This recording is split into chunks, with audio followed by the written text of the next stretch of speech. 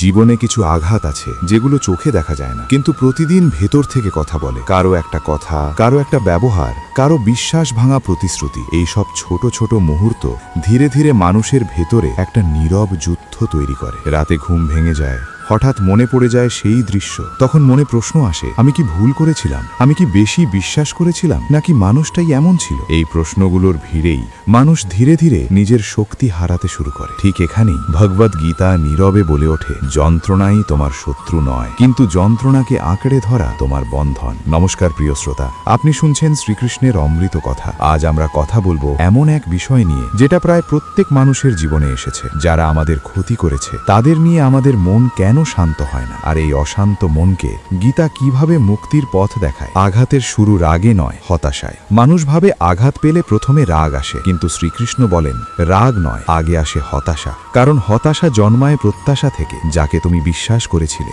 যার কাছে নিজেকে খুলে দিয়েছিলে, সেই মানুষটাই যখন আঘাত করে তখন কষ্ট দ্বিগুণ হয়। কারণ সেখানে শুধু যন্ত্রণা নয়, অপমানও থাকে। গীতা বলে প্রত্যাশা মানেই বন্ধন। তুমি যত বেশি প্রত্যাশা করো, তত বেশি কষ্ট পাওয়ার সুযোগ তৈরি করো। এর মানে এই নয় যে বিশ্বাস করা ভুল, এর মানে হলো বিশ্বাসের ফল নিজের হাতে না রেখে ঈশ্বরের হাতে ছেড়ে দিতে শেখা। আসল শত্রু বাইরে নয়, ভেতরে। আমরা প্রায়ই ভাবি যে মানুষটা আমাদের ক্ষতি করেছে সেই আমাদের শত্রু, কিন্তু গীতা বলে তোমার আসল শত্রু বাইরে নয়, ভেতরে। রাগ, ঘৃণা, প্রতিশোধের আগুন, এইগুলোই মানুষের শান্তি কেড়ে নেয়। যে মানুষটা তোমার ক্ষতি করেছে সে হয়তো তার জীবন নিয়ে এগিয়ে গেছে, কিন্তু তুমি যদি সেই আঘাত প্রতিদিন বয়ে নিয়ে চলো, তাহলে কষ্ট পাচ্ছে কে? শ্রীকৃষ্ণ বলেন, অন্যের ভুল বয়ে বেড়ালে নিজের বর্তমান বিষাক্ত হয়। প্রতিশোধ নয়, মুক্তি শেখান শ্রীকৃষ্ণ। মানুষ প্রতিশোধ নিতে চায় কারণ তার মনে হয় এতে সে শক্তিশালী হবে, কিন্তু গীতা খুব স্পষ্ট, প্রতিশোধ কখনো শক্তি নয়, প্রতিশোধ দুর্বলতার প্রকাশ। কারণ প্রতিশোধ মানে তুমি এখনো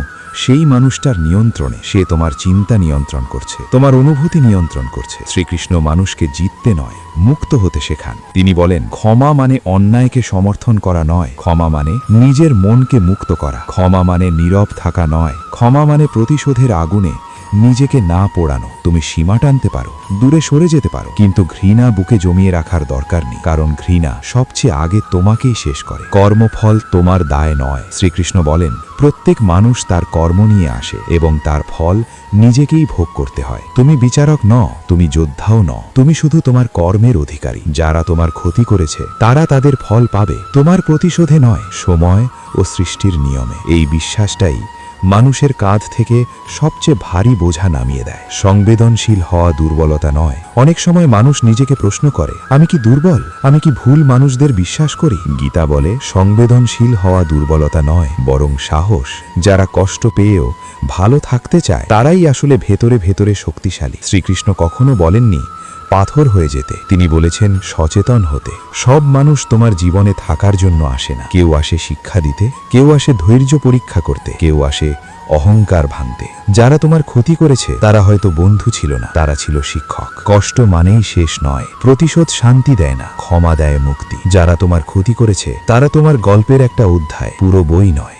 সবচেয়ে বড় বিজয় নিজের মনকে শান্ত রাখা। শ্রীকৃষ্ণ বলেন, তুমি কষ্ট নও, তুমি কষ্টের সাক্ষী। আর যে মানুষ নিজের অন্তরের ভার নামাতে পারে সে বাইরের ঝড়ে ভাঙে না। নমস্কার প্রিয় শ্রোতা, আপনি শুনছিলেন শ্রীকৃষ্ণের অমৃত বাণী। এই কথাগুলো যদি আপনার মনের কোথাও আলো জ্বালিয়ে দেয়, তাহলে চ্যানেলটি সাবস্ক্রাইব করুন, ভিডিওটি লাইক ও শেয়ার করুন। কারণ শ্রীকৃষ্ণের কথা শুধু শোনার জন্য নয়, বাঁচার জন্য। আবার দেখা হবে, আবার কথা হবে শান্তির পথে, সচেতনতার পথে। জয় শ্রীকৃষ্ণ, রাধে রাধে।